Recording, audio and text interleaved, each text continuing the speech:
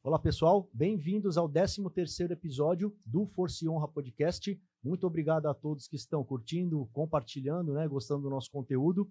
Hoje nós falaremos aqui com alguém do alto escalão, a gente fala escalão superior, a quem a gente tem muito respeito, e sem demagogia nenhuma, é um exemplo a ser seguido para nós da nossa profissão, policiais militares, e também para a sociedade em geral. Hoje falaremos sobre um assunto muito importante, que é liderança, entre outros. Com a gente, o nosso convidado, Coronel Rogério. Comando. Um grande abraço a todos, um grande abraço. Grato pela oportunidade de poder conversar com você, conversar com todos e contar um pouquinho de mentira, contar algumas histórias sobre os 37 anos aí na Polícia Militar e aquilo que a gente pôde colaborar com as tropas da área central, da Zona Sul, do litoral, da Baixada Santista, Vale do Ribeira e também do policiamento de choque. Sim, comando, de verdade, é uma honra tê-lo aqui. A gente sabe que às vezes o tempo é corrido demais, E eu costumo falar que o tempo é o nosso bem mais precioso. Então a gente tem que tentar utilizar ele da melhor forma possível, O senhor tenha certeza que o canal está aberto, sempre que quiser voltar. Pô, Daniel, queria falar sobre algum assunto, acho legal.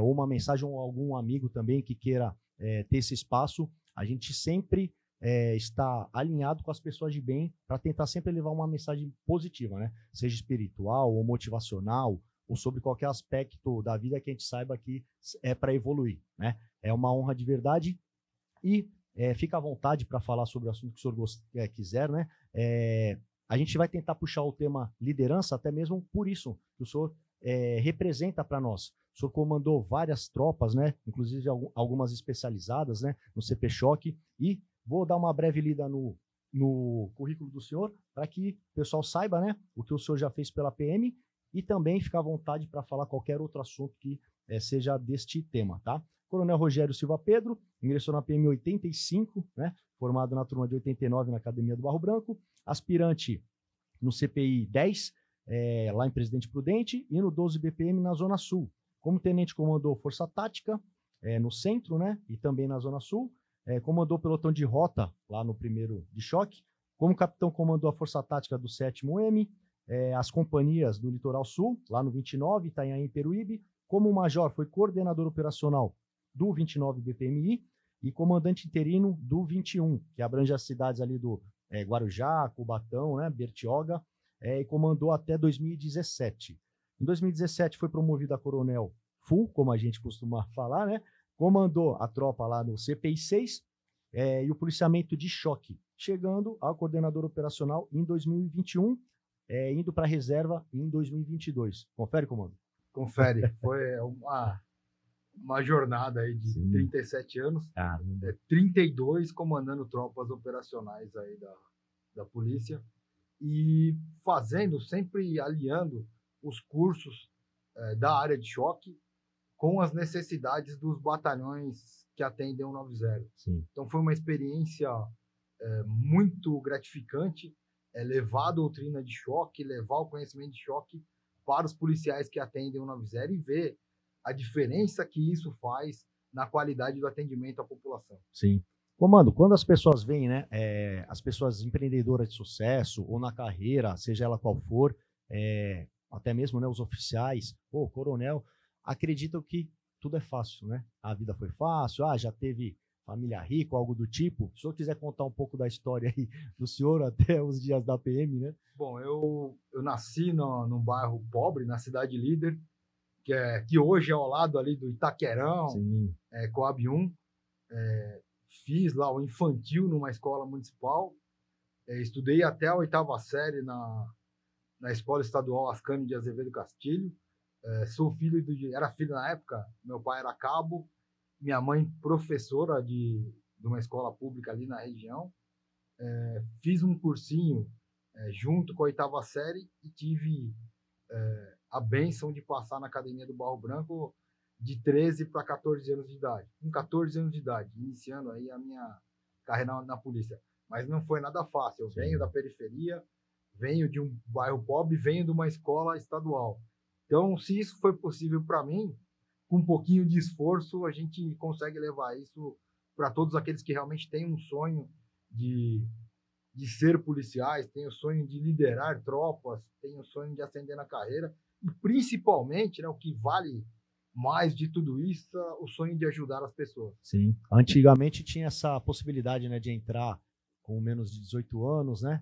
Onde alguns militares conseguiram galgar os postos, né, mais rápido e possibilitando permanecer um pouco mais aí no comando, né? Acho que foi um dos grandes erros aí do governador Mário Covas à época, mal influenciado pelas companhias. Ele teve um início de carreira política do lado oposto aí da polícia, chegou ao cargo de governador com a ideia de acabar com a polícia militar, se não me engano foi em 1992, e infelizmente quando no final do primeiro governo do Mário Covas, quando ele percebeu que o que era a polícia militar, que era realmente o órgão que ele podia contar, né? Quando ele passou a admirar a PM, ele ficou doente e acabou partindo para o plano espiritual.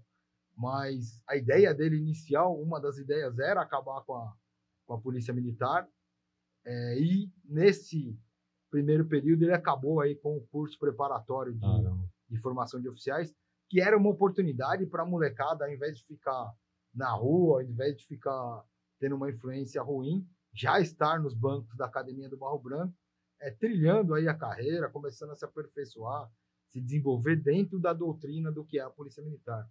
Foi uma grande perda o encerramento do curso preparatório de formação de oficiais, e fica o desafio aí para as gerações futuras.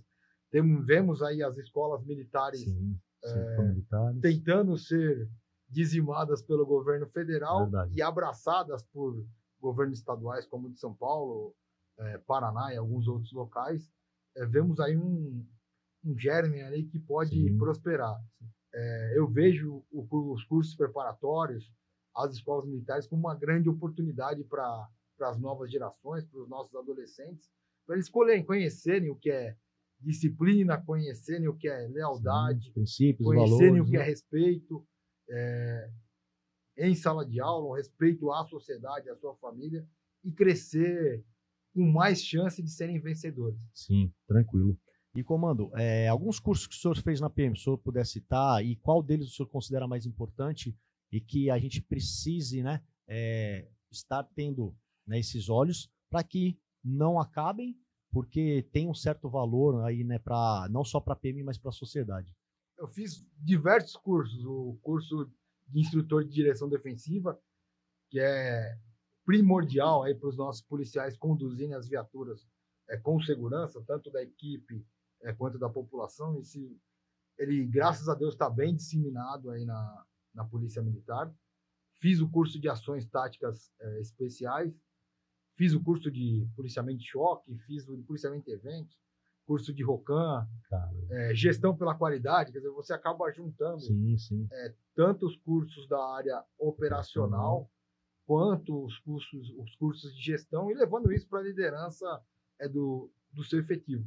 O principal não são os cursos, mas você usar o conhecimento que você adquiriu nesses cursos e dividir isso com as tropas que você trabalha, com os policiais, e alguns deles até com a população em geral. Um curso que eu acabei não fazendo, mas eu, tanto pela minha tese de mestrado profissional, que foi dentro da área de APH, de socorro de ferido por arma de fogo, por arma branca, e também depois tendo esse contato dentro do choque com a APH, é um curso que eu acho extremamente importante hoje na Polícia Militar e que tem que ser realmente disseminado, que é a chance que você tem de aumentar as chances de sobrevivência daquele que foi atingido por um projétil ou que sofreu um acidente, tanto o policial quanto a população em geral, e até, por que não, os infratores. Sim. Foram feitos esses estudos, né, nas guerras, o alto índice, né, de combatentes ali que eram alvejados e vinham a falecer, né? Então, foi tudo revisto, né, baseado nesses estudos, e hoje é essencial para qualquer tropa, né? Ainda mais a especializada, e que já salvou muitas vidas, né?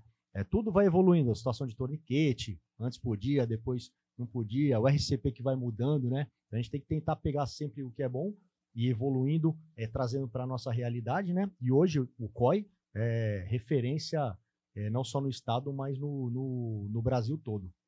O COI ele foi a unidade escolhida aí da PM para divulgar o atendimento pré-hospitalar.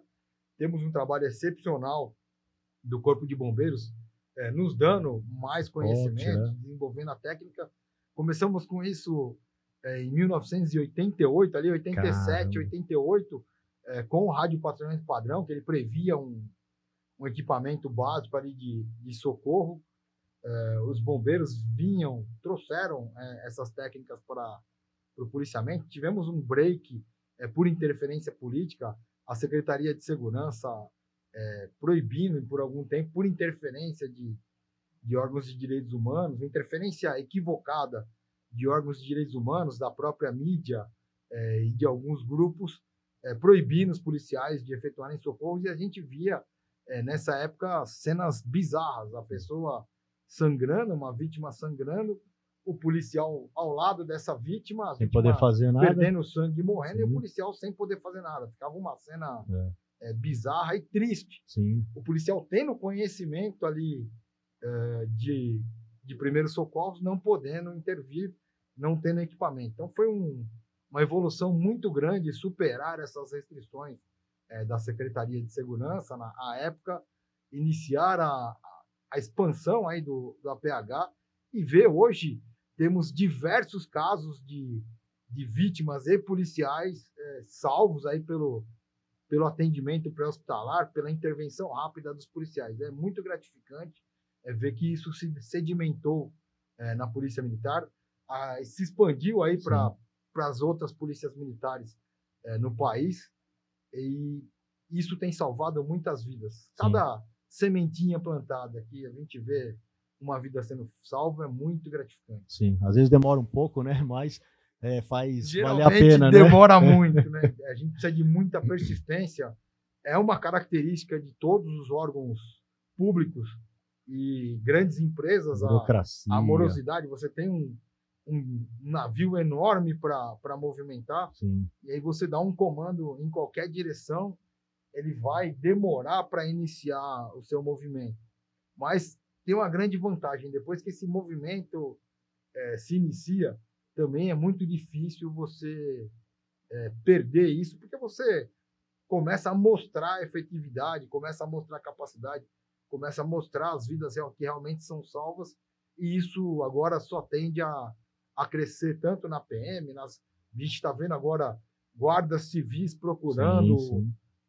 A Polícia Militar para terem esse conhecimento também, cursos fora da PM, aí, trabalhando no APH tático, então é algo que não tem mais volta. Sim. Foi mostrado, na verdade você já tinha sido mostrado já na Segunda Guerra, um pouquinho ali começou. Quem não assistiu lá o filme Até o Último Homem, e viu a diferença que faz ali uma pessoa só, uma né, pessoa que é o médico, fazendo uma intervenção.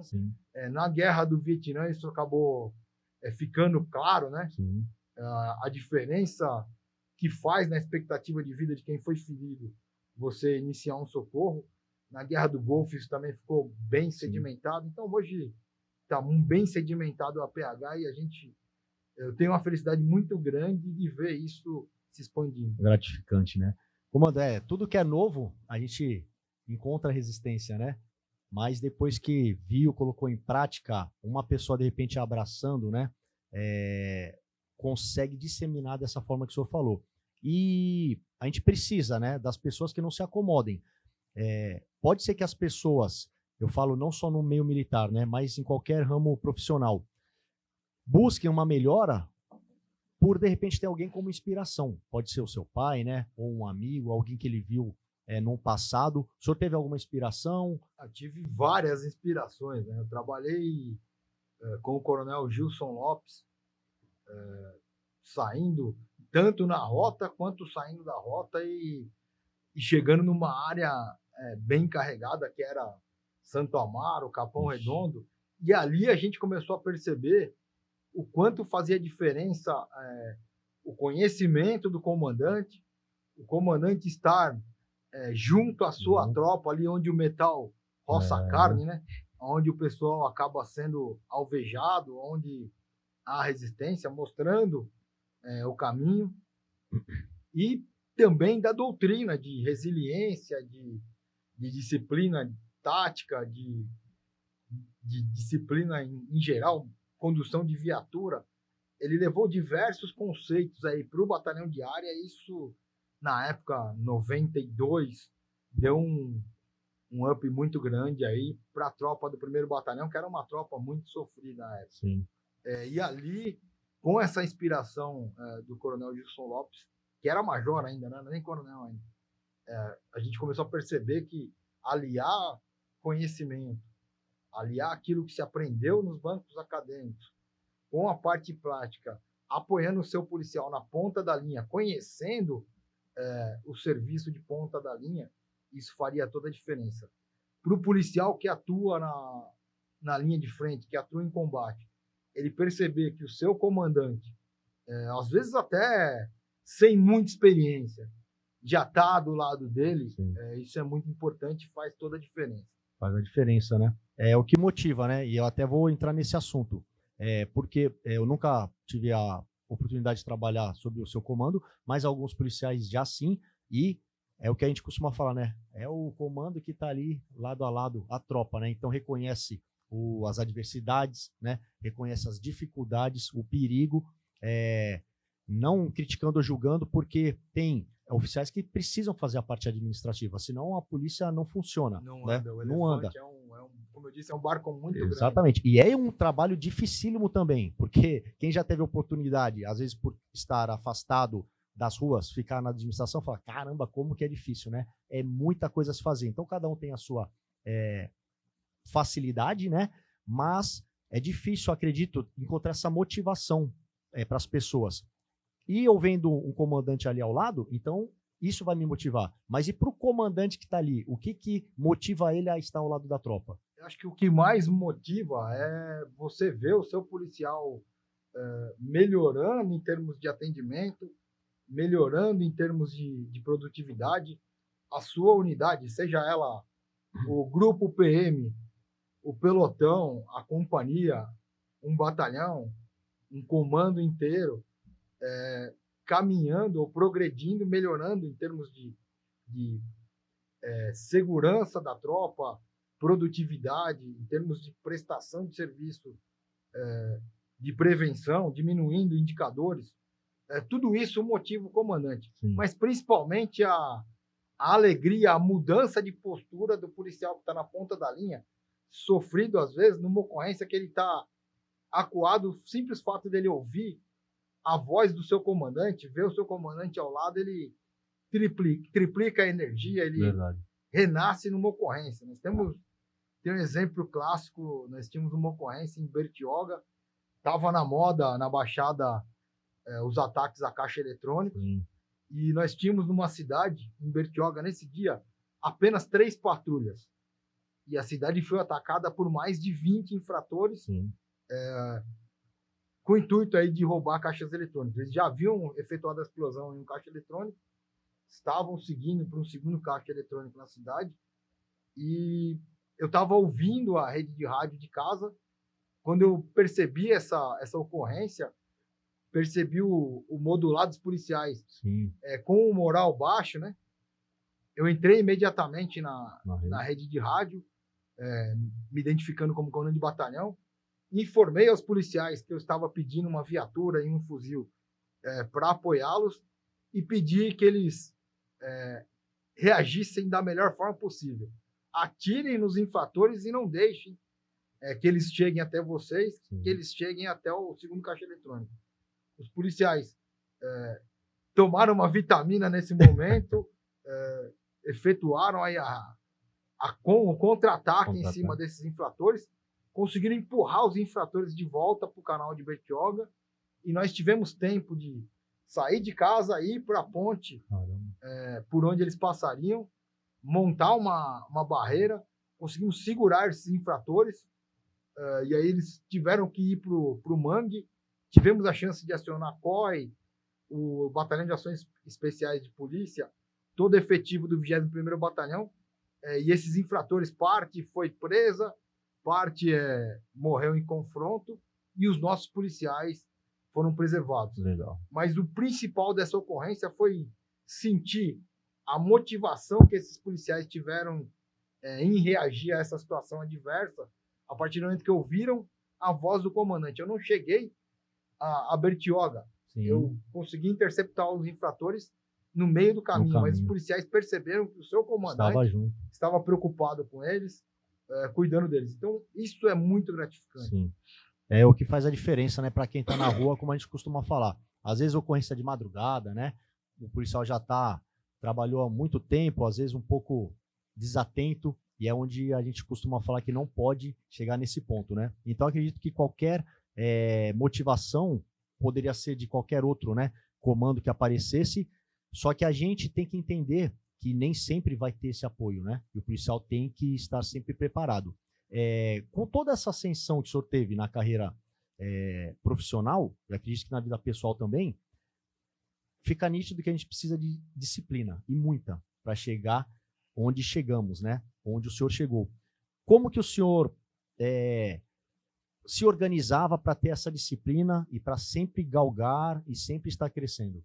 O principal na vida de qualquer pessoa é sempre ter um objetivo. Sim. Você tem que traçar aquilo que você quer para aquele momento e traçar aquilo que você quer lá na frente. Esses são os objetivos. Metas a curto prazo, médio, longo prazo. Sim. Então, o principal de tudo é você ter o objetivo e estar disposto a sacrificar, às vezes, a sua folga, a sua diversão, para cumprir o seu objetivo. Mas o principal é você direcionar ali as suas horas.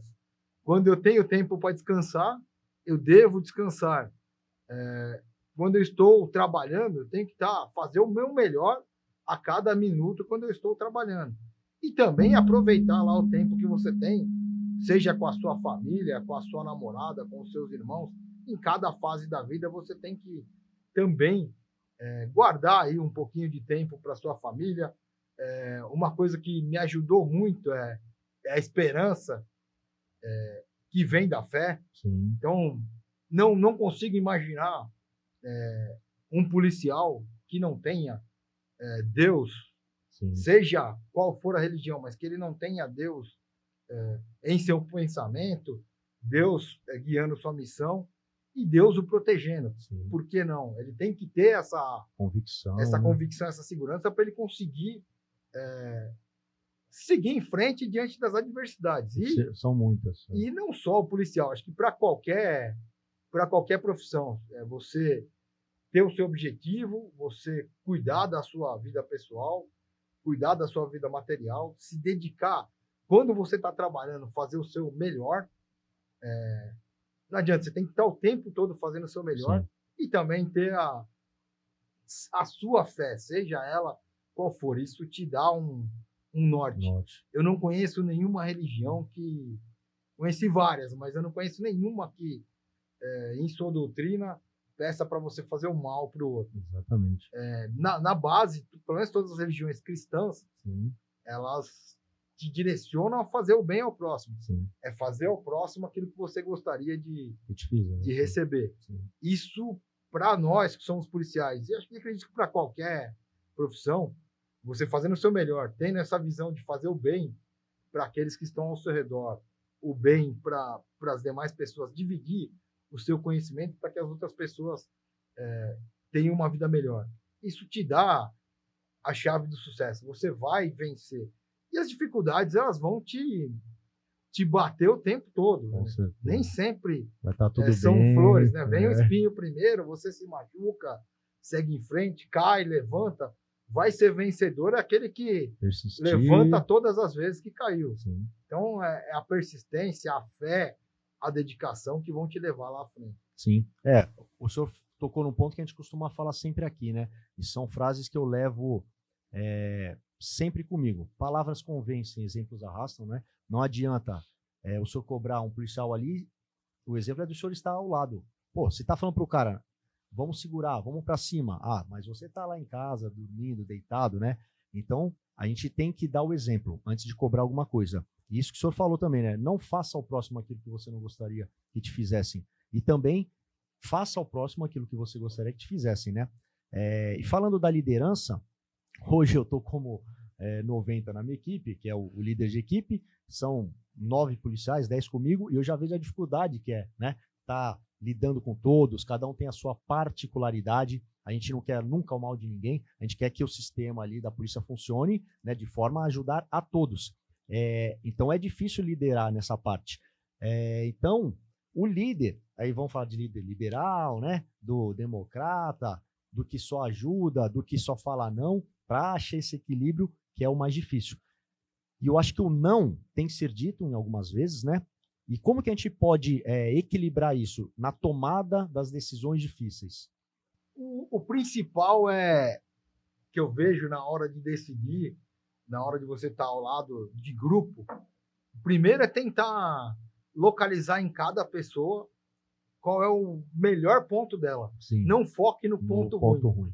O que nós percebemos hoje, talvez até conhecendo um pouco mais as empresas aí fora, você vê aquele tipo de líder que ele fica minando a equipe. Então, Sim. Ele pega o ponto negativo de cada um, foca fica nisso. batendo naquilo, fica jogando um contra o outro. Isso é a chave para dar tudo errado. E a gente vê muito isso, talvez até levado por filmes, pela mídia, por Shark Tank da vida. Não. A liderança tem que ser focada no melhor das pessoas e tentar ajustar o ego. O que mais atrapalha o grupo é o ego de cada um. Então, é tentar mostrar qual é o objetivo do grupo. O nosso objetivo é salvar a vida. Então, vamos todo mundo focar em salvar vidas. Sim. Qual que é o seu melhor ponto para salvar vidas? O que você tem que melhorar? Então, buscar melhorar alguns pontos é diferente de achar aquilo que a pessoa tem de ruim. O que a pessoa tem de ruim, às vezes você chama de canto e fala assim, filho, essa parte que você tem de ruim, cabe a você controlar. Cabe a você controlar. Se você já sabe que tem essa parte do seu ego, do seu eu, que é complicada, foca aí, para não atrapalhar o grupo. E tenta achar, durante os conflitos, sempre tem conflito aí entre os comandados, tentar fazer com que um comandado enxergue o melhor ponto do outro. E aí você acha, juntando todos esses melhores, você decola com a sua equipe, levando o melhor de cada um ali, você vai ter o melhor da equipe. Sim. Mas o mais difícil em liderança realmente o não. É difícil de se falar? Até mas quando você já começa a pegar, talvez isso é lá no comecinho. No começo é difícil, você vem com uma base acadêmica, você vem da escola de sargento, vem do CHQAO, vem da Academia do Barro Branco, vem da sua faculdade, com um conhecimento hoje bem mais prático Sim. do que antes, mas você vem com um conhecimento mais teórico e tem que colocar isso em prática. Na verdade, o conhecimento está lá com você. Sim. Você nunca pode descartar aquilo que você aprendeu, vai ser útil para você durante toda a vida. E aí, o mais difícil é você colocar isso em prática, lidando com pessoas na ponta da linha. Porque eu tenho um detalhe em nossa profissão, né? Se você errar, pessoas morrem. Sim. Então, essa é a fase mais difícil ali de começo de carreira. Mas o que fica de lição é sempre procurar o melhor de cada pessoa e se doar. Nem sempre você vai colocar a sua opinião acima de tudo, a sua convicção. Você vai colocar aquilo que é mais, que vai fazer melhor para o grupo dentro da sua convicção, mas nem sempre você vai colocar aquilo que você olha, você pensa, o que você faz, que você estudou de uma forma taxativa. Sim. E aí você estando do lado do grupo, aí os seus comandados, o seu grupo, a sua equipe vai perceber, ele tem um conhecimento teórico, ele está aqui atuando na prática, ele está pisando no chão de fábrica, ele sabe fazer o planejamento. Sim. Com o tempo você vai ganhando as equipes E aí a coisa começa a caminhar melhor. Legal. Entrar no assunto agora de delegar funções, né? Porque muita gente quer centralizar, né, todos os trabalhos, todas as informações, e eu acredito que sobrecarrega, né, o líder e acaba dificultando. Isso que o senhor falou é um exemplo que eu utilizo, em qual sentido? Nós temos vários equipamentos lá. Então, um exemplo do robô. Eu vou pegar para operar esse robô o policial que mais se identifica, que tem uma facilidade maior, todos têm que saber pelo menos o básico, né? Mas se eu quero que a ocorrência saia de forma excelente, não tem por que eu não colocar ele para operar. Um policial que tem mais facilidade com a parte, né, tecnológica para elaborar os relatórios, então esse policial foi designado. Um para fazer a parte de conferência de viatura, que é um motorista que sabe como funciona a viatura. Então, dessa forma, a gente acaba conseguindo ter uma melhora. Porque eu via de alguns comandantes, próximos até, né, que falava, não, todo mundo tem que fazer tudo igual. E trocava, às vezes, essas funções. Volto a falar, sim, todos têm que saber fazer. Porém, a gente tem que pegar essa expertise, a qualidade do policial, o melhor de cada um. E utilizar pelo grupo. Exatamente. E a gente começar a identificar, pô, ele já sabe. A pergunta seria, a que ponto, né, quando que a gente consegue identificar que a gente já pode delegar essas funções sem ficar com receio, né, de que vai sair o serviço? Não, no mundo militar tem uma coisa que é fácil, você delega, mas depois você tem que estar próximo para conferir se aquilo está funcionando. Então, você realmente delega diversas funções. Então, você está num pelotão, o 90 vai fazer uma conferência, vai passar uma parte do treinamento, mas você está ali junto, complementando. Eu acho que o segredo do bom líder é ele delegar e nunca bater de frente. É o que eu falei, você não tem que ficar procurando erro. Você vai pegar quem conhece mais daquela missão, delegar para que ele cumpra essa missão e complementar dentro daquilo que você tem o conhecimento, um pouquinho mais de experiência. Mas é importante não tem como você, por exemplo, comandar a Baixada Santista sem delegar funções. Sim. Eu tenho um território policial gigante em Barra do Turvo, da divisa com o Paraná, e outro lá em Boracéia, na divisa com São Sebastião. Você vai ter 150 quilômetros de diferença entre um policial e outro. E ele vai estar lá fazendo aquilo que você pediu. Sim. Então, acho que o importante para o líder, defina bem aquilo que você quer. Então, você tem que conhecer a missão para delegar. Sim. Então, define bem, eu preciso de que você faça isso. Que o seu setor é esse. O policial tem que saber se ele vai poder.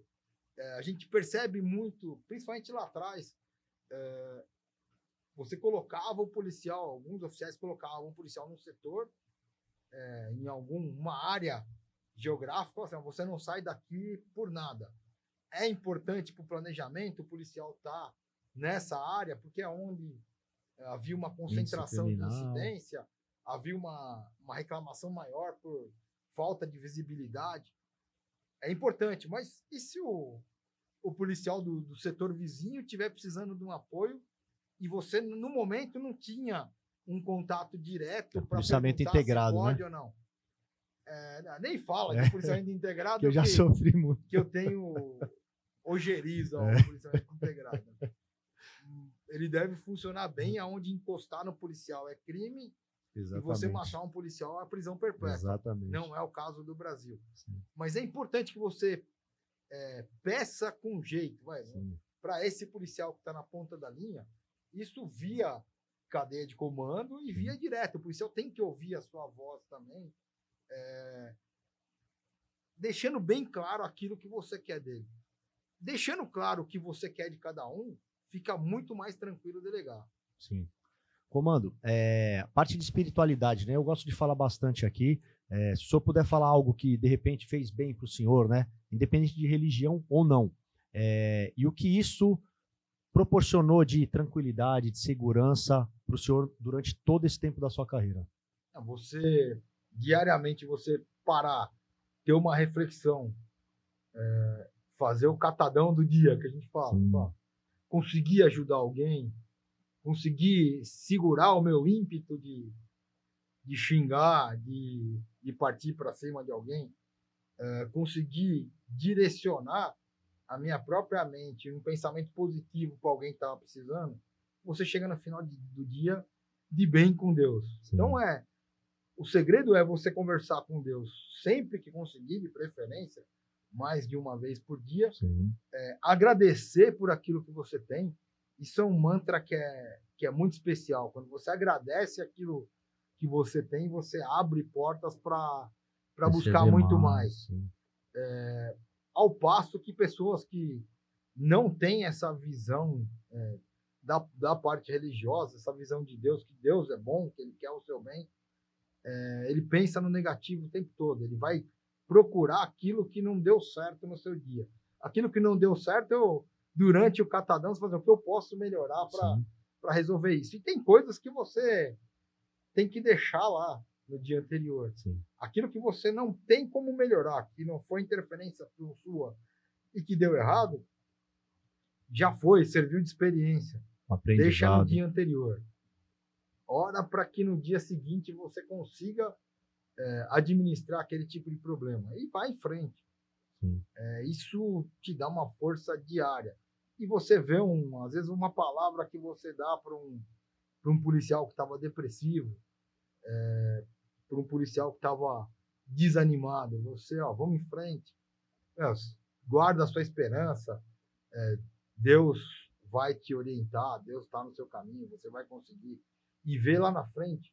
Às vezes, um policial que caiu no alcoolismo, sim, você traz esse policial para o lado. Hoje em dia, depressão, direto, tenta mostrar as coisas boas, mostrar a esperança e ver essa pessoa melhorando. Isso não tem preço. Verdade.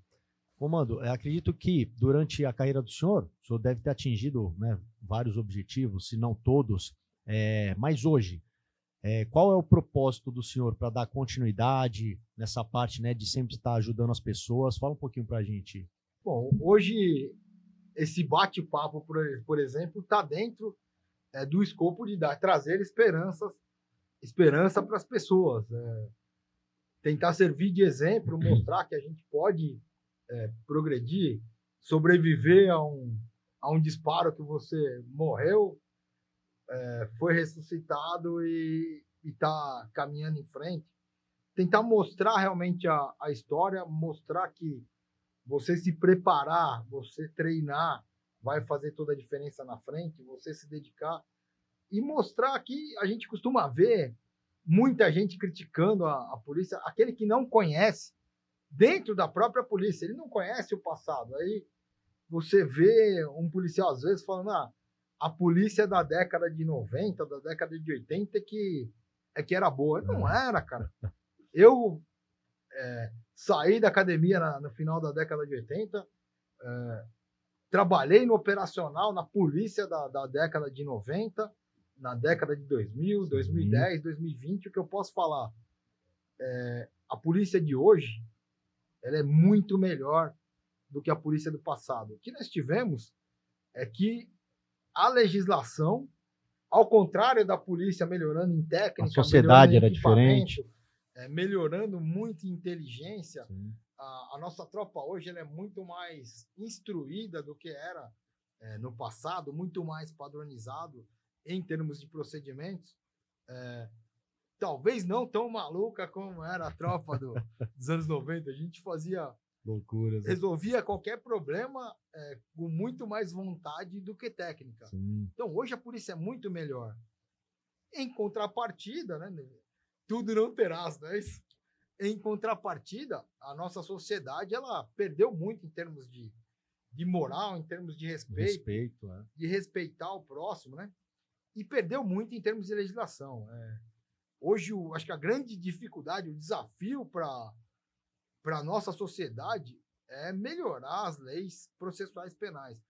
E aí a gente vê muita gente falando, o adolescente infrator, a gente tem que diminuir a idade penal. Não, primeiro a gente tem que fazer com que o maior de 18 anos que cometeu um delito fique preso. Não é possível você prender o mesmo infrator 14 vezes em um ano. E não estou falando só de furto, não. É todo tipo. É roubo, é porte de arma, porte de arma branca, uma tentativa de roubo.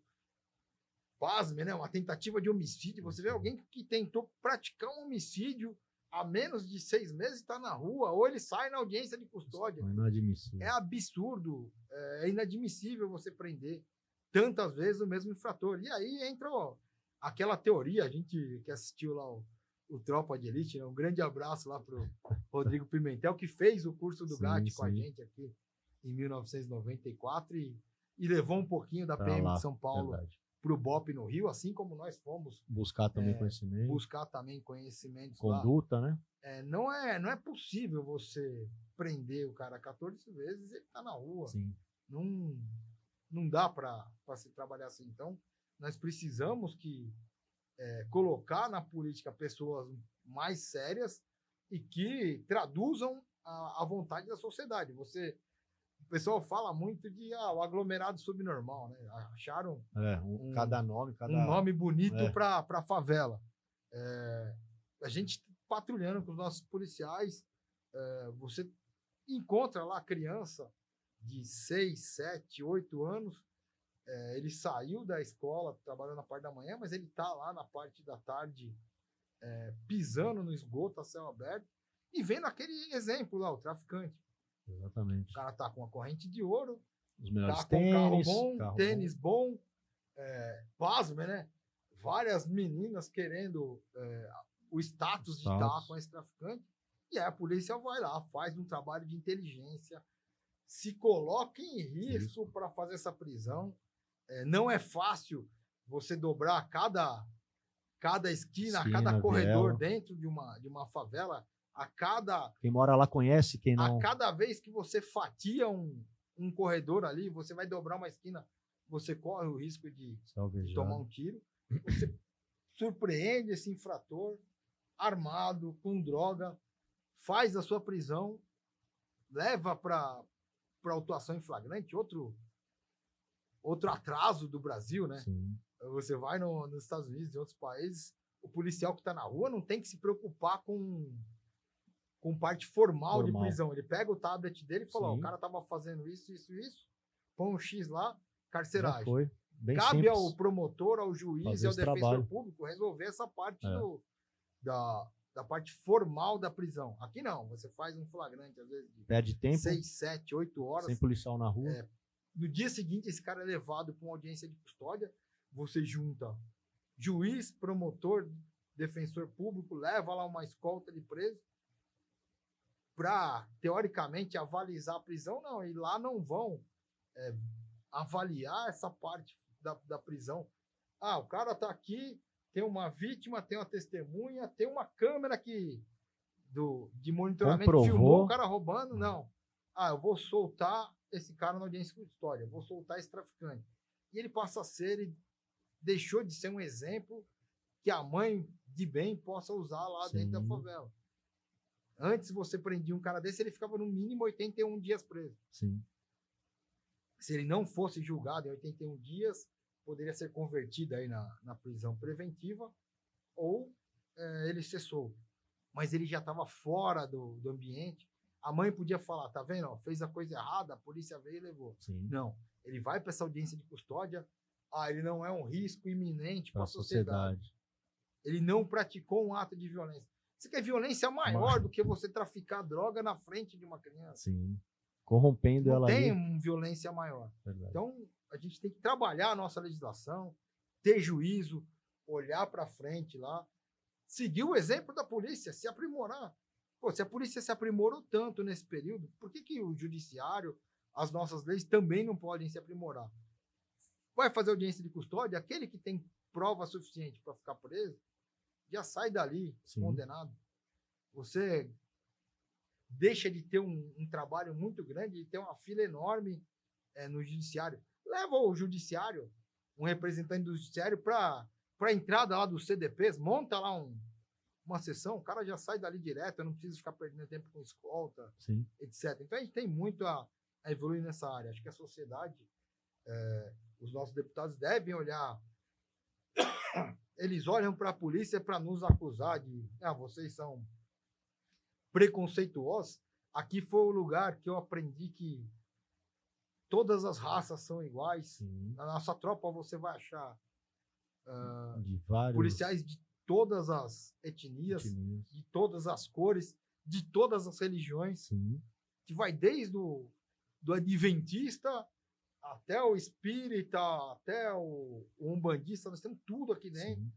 Você tem um nível sociocultural mesclado dentro da polícia e a gente consegue juntar trabalhar tudo junto. Isso dentro da disciplina e hierarquia e levar alguém muito mais respeitador para o convívio da sociedade, aquele que vai realmente transforma num exemplo. Então, quando muita gente critica a polícia militar, ela é racista? Não. Ela é... As mulheres aqui, tem preconceito com mulheres? Não. Hoje exatamente. Todo mundo faz a mesma academia, faz a mesma... Mesmo número de vagas. Mesmo número de vagas, salário compete a mesma igual. vaga, salário igual. Eu não lembro, pelo menos na minha geração, e acho que nem na geração do meu pai, não havia homens e mulheres ganhando um salário diferente. Sim. Na polícia. Acho que isso nunca ocorreu na polícia militar. Sim. Então é um exemplo para quem está aí fora. Então, ao invés de alguns grupos criticarem, eles deviam vir aprender aqui como se lidar com as diversidades, como se lidar com diferença de credo, com diferença cultural, né? Nós temos o soldado, boa parte da nossa tropa vem das favelas, sim, vem dos bairros pobres. Isso é um outro problema que a gente tem que equacionar muito aí em futuro. Nosso policial precisa morar fora desse local. Acho que boa parte dos nossos policiais que são mortos aí em horário de folga é o policial que vem de um bairro que tinha uma favela muito próxima, ele era conhecido ali, só que o fluxo nessa favela ou naquele bairro, ele vai mudando muito, e essa geração não respeita aquele cara que é do bairro. É verdade. Então nós temos que tirar realmente o policial do bairro, levar o policial para uma casa digna. Isso faz parte voltar para um local seguro, para um local digno, ter a sua família, ter a certeza de que sua família está em segurança. Sim. Melhora a qualidade do serviço prestado por esse policial, melhora a cabeça dele, sim, diminui suicídio, diminui depressão, alcoolismo, tudo. Temos que progredir nisso, mas somos um grande exemplo para que a sociedade venha aqui, principalmente essa parte jurídica, essa parte de legislação, venha aprender com a gente. Sim, a gente está entrando nesse ponto e remete muito à política, né? Porque mudança da legislação, né? A mudança de mentalidade da sociedade também. Eu acredito que a sociedade está tendo uma visão um pouco diferente da política. Antes era só aquela situação, né? A política é tudo corrupto, e hoje a gente consegue ver que muitos militares estão entrando, né, na política, fazendo um ótimo trabalho, reduzindo o índice criminal, conseguindo projetos para a sociedade no geral e não só para os militares. Então, eu acredito que uma conscientização geral acaba trazendo benefício para todos. O que o senhor acha que deveria ser feito de diferente para estar trazendo, né, a sociedade junto com os militares e mostrando que um militar, de repente, pode fazer uma boa política? Bom, nós temos uma grande barreira aí, que são os órgãos de imprensa. As TVs tradicionais, tirando lá o SBT, que tem um relacionamento diferente com a polícia, um pouco a Record, mas a gente vê no geral as redes de TV, elas não investem na melhoria da sociedade. Ele só explora aquilo que lhe convém, né? Que lhe convém, que lhe dá audiência. Então, o ser humano ele ainda tem um quê lá que precisa melhorar. Ele adora ver desgraça. É verdade. Então, é isso que é explorado. E você não vê a mídia explorando nada negativo, nada positivo, desculpa. Sim. Seja das Forças Armadas, seja das polícias. E é uma barreira, porque o cidadão comum, ele vai assistir lá na novela vai estar eles vão mostrar um policial que maltrata a população. Que é corrupto. Um policial que é corrupto. A gente vê o filme Tropa de Elite. Sim. Eles Talvez tentaram, né, denegrir, né? O filme se aproveitou do livro, quis pegar partes ruins, mas isso mostrou o esforço dos bons policiais o feitiço virou contra o feiticeiro, a população. E aquilo melhorou o moral da tropa no Rio de Janeiro, mostrou um lado para a população, falou, os caras se dedicam pra caramba. Então, não precisa mostrar só o lado bom da polícia. Mostra a polícia como ela é. Sim. Com os seus problemas. Aqui, eu cansei de dar entrevista depois de uma ocorrência que não deu certo, ou depois de uma morte num latrocínio, por exemplo, falar, o que nós poderíamos fazer foi feito. Jogar claro com a sociedade. Falar, agora, da onde saiu esse infrator? Bom, ele vem de uma área invadida. Por que essa área, por que o Estado, as prefeituras deixaram essa área ser invadida? Por que essa área não foi melhorada? Já tem uma área sedimentada. Por que eu não vou com os recursos públicos? Vou dar um exemplo, Vila Esperança. Você tem uma evolução, a gente vê os defensores ambientais aí impedindo as autoridades ou ideias da polícia de fazer uma perimetral, uma avenida ao redor ali da Vila Esperança. Sim. Passando por trás da favela. Por ano, o cara sobe 20, 30, 40 metros para dentro do mangue. Sim. Uma perimetral levaria ali 30 metros. E tudo que estivesse fora dela não poderia ser tocado. Não pode bater um prego ali. Sim. Você melhoraria a parte ambiental, melhoraria a parte policial e melhoraria a vida daquelas pessoas. Segurança de todos. Se você não expande aquela favela, aquele aglomerado subnormal, os recursos investidos ali começam a fazer aquele lugar melhorar, a vida de todo mundo melhor. Sim. Então, a gente vê esbarrar no Ministério Público, às vezes um órgão de direito ambiental proibindo esse tipo de coisa. Pô, vamos testar vamos ver se dá certo. Sim. Você faz isso, vai dar certo, e aí cai por água abaixo aí toda essa firula ambiental. Sim. É claro, temos que defender ali o meio ambiente. Claro. São Paulo tem mais Mata Atlântica hoje do que quando eu era criança, por exemplo. Sim. Então a gente vem fazendo esse trabalho. E você não vê nenhum ambientalista falar sobre o trabalho da Polícia Ambiental em São Paulo. Sim. Porque é a Polícia Militar. Não posso falar bem da Polícia Militar. Então é complicado. Eu acho que a forma de você melhorar isso são com os podcasts, são com as redes sociais, você usar de todos os meios para que essa informação chegue à população de base. E eu tenho uma ideia meio maluca que é simples. A criança ela tem que ficar mais tempo na escola. Porque o pai está trabalhando. Sim. Antes nós ficávamos na rua brincando, mas não tinha o traficante ali tentando assediar uma criança de 10, 11, 12 anos. Eu cresci brincando nas ruas até os 13 anos. Mas isso hoje já não dá para fazer isso nos aglomerados subnormais. Sim. Então, aonde eu tenho que levar a criança? Para dentro da escola, leva lá não tenho voluntário de fora, leva o policial ambiental para dar uma educação, para dar uma aula sobre educação ambiental para essas crianças no contraturno. Leva um especialista em trânsito. Pode ser o policial da reserva mesmo. Também. Ele viveu 30 anos, 35 anos trabalhando com trânsito. Pô, será que esse policial não pode ir até uma escola? Ele já é testado nisso. Sim, né? O cara é decente, trabalhou 35 anos na polícia. Leva esse cara lá, ele vai dar uma explanação sobre trânsito. Vários assuntos. Especialista em computador para melhorar. Vai dar uma aula de projeto para essa criança. Ele não só vai melhorar na parte de informática, como ele usa isso para a sua vida pessoal. Parte física também, leva alguém para dar uma aula de educação financeira. Sim. Então, a gente tem que... como melhorar esse relacionamento com a polícia? Aproximando, talvez, os próprios policiais da reserva, fazendo um trabalho nas escolas, dando esse tipo de educação. E o próprio PROERD. Hoje, a PM ela não deixou de crescer e teve um encolhimento muito grande nessa fase final aí do PSDB. E a gente tem, o PROERD é um programa testado. Já foi mostrado que ele dá certo, que ele ajuda. Pega o policial da reserva também, leva o PROERD para essas escolas. Sim. Aumenta a atuação do ProEd, mas não no período de aula normal da criança. Ocupa essa Estende, criança, né? No contraturno. Ele vai permanecer mais tempo nas escolas, você vai dar um treinamento físico para essa criança.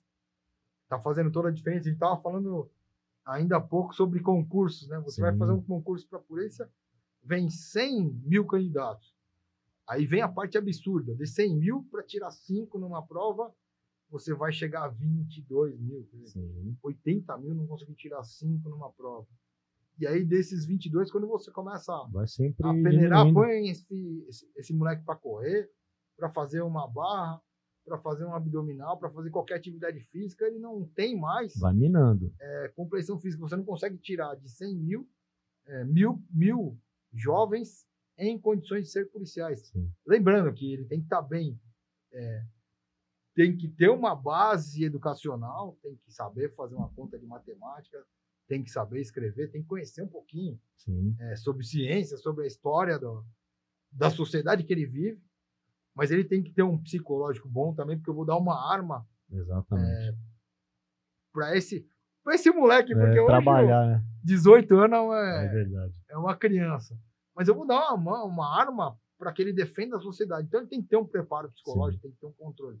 E hoje está muito difícil você sair buscar na sociedade esse cidadão que tem um perfil para ser policial. Então, como conseguir melhorar a imagem da polícia, como conseguir trazer esses adolescentes para a vontade de cuidar do outro. Dando instrução, dando conhecimento para essas crianças nas escolas, segurando mais tempo essas crianças nas escolas e usando aquilo que a gente pode de mídia para divulgar os bons trabalhos da polícia. Para servir de exemplo. Mas tentar chegar cada vez mais na pontinha da linha. Você vê em termos de eleição. Ainda temos, por incrível que pareça, você ainda tem traficante impedindo o candidato de entrar em alguns pontos. Isso é mais comum do que a gente imagina. É divulgado, né? E aí você não vê a mídia divulgando esse tipo de situação. Sim. Você vê sessões eleitorais a 20 metros de um corredor em que você deu 12, 13, 15 flagrantes de tráfico. Como é que esse cidadão da comunidade vai se sentir seguro votando a 20 metros da onde o traficante tá ali coagindo ele, né? Ele não precisa estar armado, não precisa ameaçar, ele só psicológico fica lá já de cima, sabe. olhando, lá do lado, olhando. Ele deu um recado para aquela pessoa, vote no fulano de tal, que é amigo da comunidade. E não é. É o cara que vai aproveitar do seu dinheiro para continuar fazendo. Para cobertar o tráfico, para cobertar o crime e ajudar um ou outro ali com o seu dinheiro te explorando. Exatamente. Então, temos que vencer muita coisa a ser vencida, né? Mas a melhoria da imagem da polícia, ela passa pela melhoria da educação. Pessoas bem informadas, elas tendem a ver o lado com mais clareza, tanto o lado ruim quanto o lado bom, que é muito maior da polícia. Então, pessoas esclarecidas enxergam a polícia com outros olhos.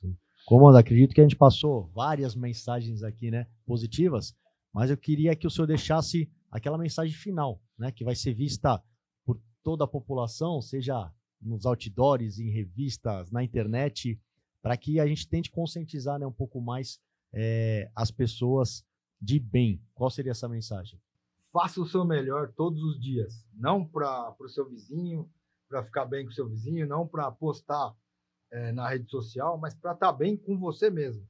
Faça tudo aquilo que você pode, faça o seu melhor dentro do seu emprego, dentro da sua família, dentro da sua religião, dentro daquilo que você acredita, faça sempre o seu melhor. Você vai progredir e vai arrastar aqueles que estão ao seu redor. Sim. Sua família fica muito melhor, seu bairro fica melhor, a sua escola fica melhor, né? Divida o seu conhecimento com os colegas de escola. Minha filha tem 7 anos. Caramba. Eu, desde já tento colocar na cabeça dela. Estude, mas tente passar um pouco daquilo que você estudou para os seus coleguinhas que têm dificuldade. Porque você vai acabar progredindo mais, o seu grupo progride mais, o grupo vai à frente. Então, tente dar sempre o seu melhor todos os dias que você vai alcançar os seus objetivos. Sim, ensine a criança, né, no caminho do bem, e quando ela crescer não se desviará. Arrasta aqueles que estão ao seu redor. E sempre cuide daquele que está ao seu lado. Show.